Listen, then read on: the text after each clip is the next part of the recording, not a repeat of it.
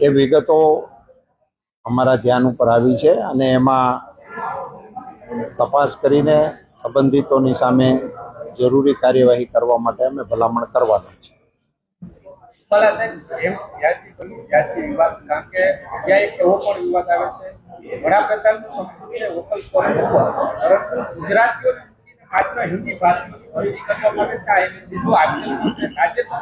MBBS ઇન્ટરવ્યુમાં લોકલની બદલે તમામને બાદ કરી ઇન્ટરવ્યુમાં માત્ર નામ જ પૂછવામાં આવે છે. હું એનું ખુદ સાક્ષી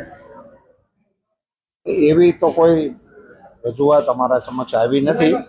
એટલે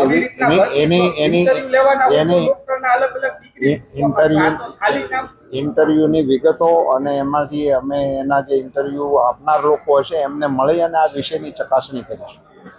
ધન્યવાદ.